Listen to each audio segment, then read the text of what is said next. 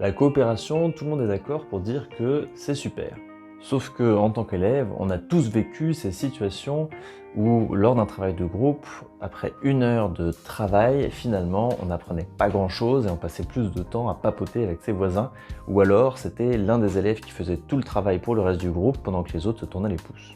En tant qu'enseignant, vous avez sans doute déjà organisé des temps de travaux de groupe, à l'issue desquels vous êtes ressorti plus frustré que satisfait. Les chercheurs Johnson & Johnson sont allés comprendre ce qui faisait qu'un temps de travail de groupe allait être un temps de coopération efficace. Le premier élément important, c'est l'interdépendance positive. Il faut que tous les membres du groupe perçoivent que leur contribution est essentielle à la réussite du groupe. On constate que lorsque l'objectif est de faire un travail, souvent ce sont les meilleurs qui font à la place des autres pour aller plus vite. En revanche, quand l'objectif est d'apprendre ensemble quelque chose, alors ça fonctionne beaucoup mieux. Le deuxième point important, c'est la responsabilité individuelle. Chaque membre du groupe peut être tenu responsable de son propre travail et de sa contribution au travail du groupe. Cela implique des rendus individuels et exclut une notation collective, par exemple.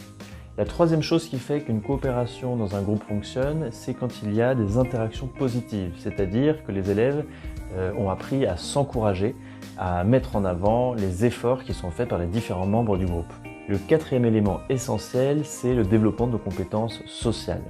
Il faut que les élèves apprennent à se donner la parole, à se respecter, à prendre des décisions à plusieurs, à régler des conflits d'idées, à proposer des arguments.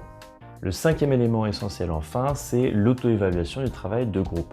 Il faut qu'à la fin du temps de travail, les membres du groupe puissent analyser le fonctionnement de ce groupe et les interactions, les comportements de ces différents membres.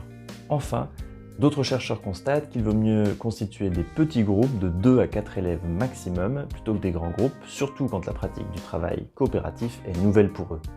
Et bien sûr, pour que les choses se passent de mieux en mieux, il est essentiel que ce travail coopératif ait lieu le plus régulièrement possible. Si vous-même vous voyez d'autres conditions essentielles à la réussite d'un travail de groupe, eh bien n'hésitez pas à nous les partager en commentaire.